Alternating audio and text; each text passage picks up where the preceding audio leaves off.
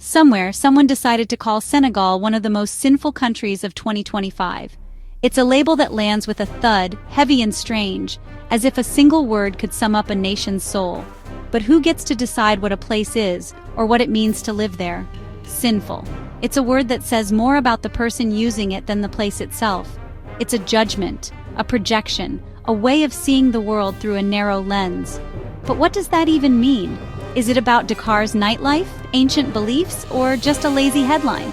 Maybe it's easier to stick a label on a place than to try to understand it.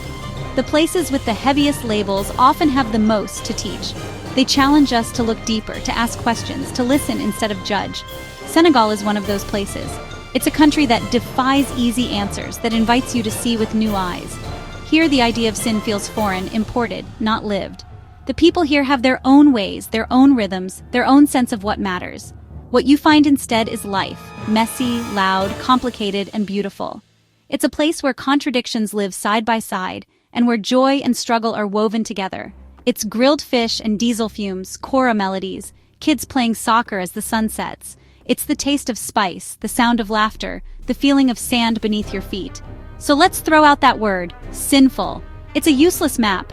It tells you nothing about the real journey, the real people, the real stories waiting here. Let's talk about what's real, the grit and grace of this place, the daily hustle, the quiet moments, the pride in every small victory. The people here live with resilience and joy.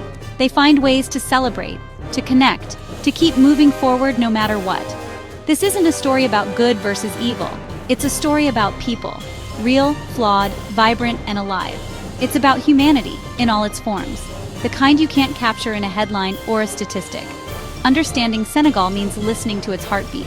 It means letting go of assumptions and letting the rhythm of the place guide you. And Senegal's heart beats with a rhythm all its own. It's a rhythm that welcomes you if you're willing to listen. We're here to eat, drink, talk, and see, to share stories, to learn, to be changed by what we find. We're here to find the truth in daily life, in a bowl of thiboudien, in a fisherman's story, in the small details that make a place unforgettable. Because the real story of Senegal is the unshakable beauty of the human spirit. It's a story that can't be mapped, only experienced. You can't understand Senegal without Gorée Island. This small island holds a significant place in the heart of the nation. Just a short ferry ride from Dakar, it's beautiful. Pastel buildings, bougainvillea, quiet streets. The island's charm is undeniable. But this beauty hides a deep wound, a history that is both painful and profound. For centuries, Gorée was a major slave trading center, a hub of human suffering and exploitation. Millions were held in cramped cells before being forced onto ships, never to see their homeland again. The House of Slaves still stands, a stark reminder of this dark chapter in history. You can look through the door of no return, the last view of Africa for so many who were taken. Standing there, the weight of history is overwhelming, a palpable presence that lingers in the air. The air is thick with memory, each stone and wall echoing the cries of the past. It's a reminder of humanity's capacity for cruelty, a testament to the darkest aspects of our history. To walk these streets is to confront an uncomfortable truth, to face the reality of what once was. But Gorée is not just sorrow. People live here. Artists paint, children play, life continues. Life blooms in the cracks of the past, a testament to the resilience of the human spirit. It's a testament to Senegalese resilience, a community that thrives despite its history. They remember but are not defined by their history. They carry its weight with dignity and grace. They carry its weight with dignity, a quiet strength that speaks volumes. Gorée is both a warning and a promise never again. It stands as a beacon of hope and remembrance. It's a place of remembrance, but also of hope, where the future is built on the lessons of the past. The past lives here, but so does the future. Gorée Island is a living testament to the enduring spirit of humanity. Dakar hits you like a wave. No subtlety, just energy. The air is a mix of ocean, mangoes, and diesel from the colorful car rapids. These buses, covered in murals and verses, are the city's lifeblood. Life spills onto the streets. Tailors, mechanics, women cooking, everyone hustling. The markets, like Marché Sandaga, are a sensory overload. Spices, vegetables, fish, textiles, and noise. You have to dive in, get lost, and let the city carry you. Dakar's charm is in its grit and raw energy. Tradition and modernity collide everywhere. A man in a boo-boo on a smartphone, goats passing modern buildings. It's a city that refuses to be boxed in. Dakar is unapologetically, beautifully itself. Here, chaos is just another word for life. In Senegal, you'll hear the word teranga. It's more than hospitality. It's a way of life. Every stranger is a gift, and sharing is a duty. You'll be invited to share a meal, not as a gesture, but as family. Teranga means the community's resources belong to everyone. It's a social safety net woven from kindness. In a world growing more individualistic, teranga is radical openness. I once sat with fishermen who insisted I eat before they did, giving freely from what little they had. This isn't for show, it's real life. Teranga is why you feel safe, welcomed, and connected. It challenges Western ideas of privacy. It teaches that a life built on generosity is a rich life. Teranga is the true soul of Senegal.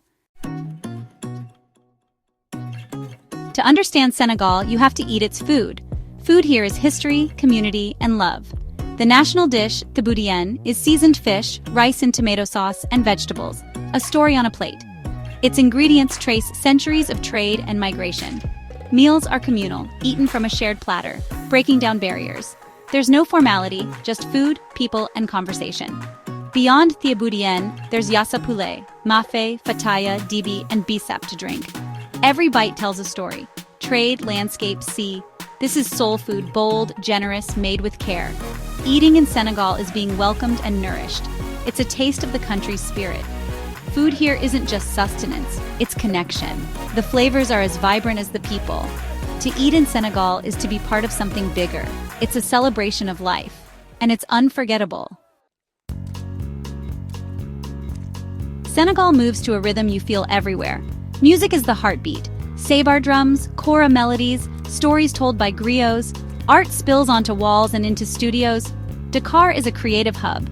The Village des Arts is alive with painters, sculptors, and textile artists. Their work is bold, colorful, and deeply rooted in identity. Spirituality here is a tapestry, over 90% Muslim, but with unique Sufi traditions. Sufi brotherhoods shape society, marabouts are revered. Ancient beliefs coexist with Islam, creating a layered spiritual landscape. Faith here is personal and vibrant, woven into daily life. There's tolerance and spiritual fluidity. Senegal's soul is defined by this blend of rhythm, art, and belief. It's a place where tradition and creativity dance together. To know Senegal, you must leave Dakar.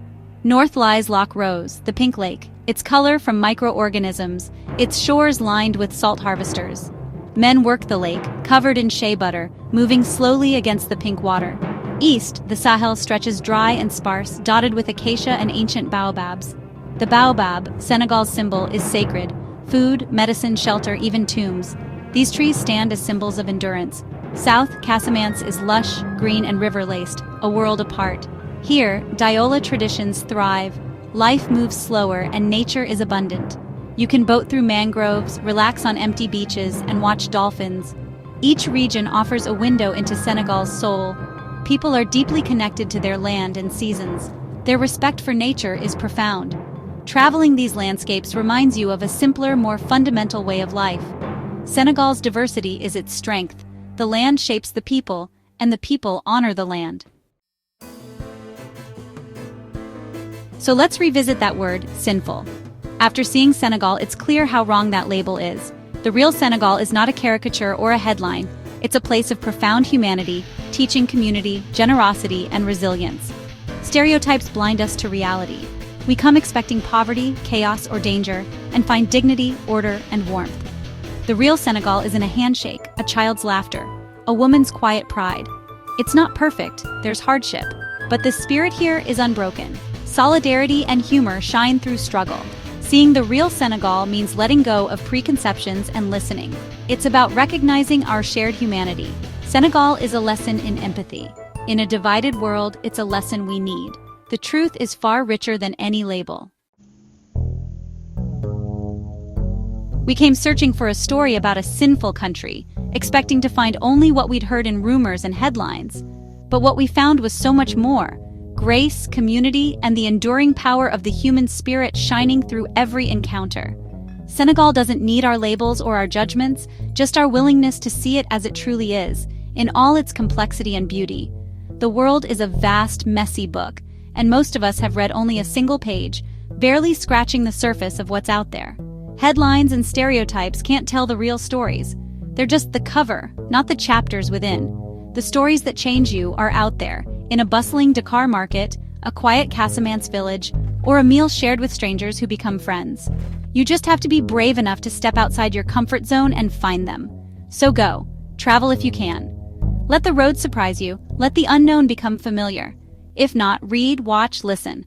There are countless ways to open your mind to the world. Learn about places different from your own, and let curiosity guide you to new perspectives. Be curious, be humble, ask questions, challenge assumptions, and never stop seeking to understand. The journey to understanding never ends. Every step, every conversation, every new experience adds another layer. Every new place, person, and meal adds to your understanding of the world and of yourself.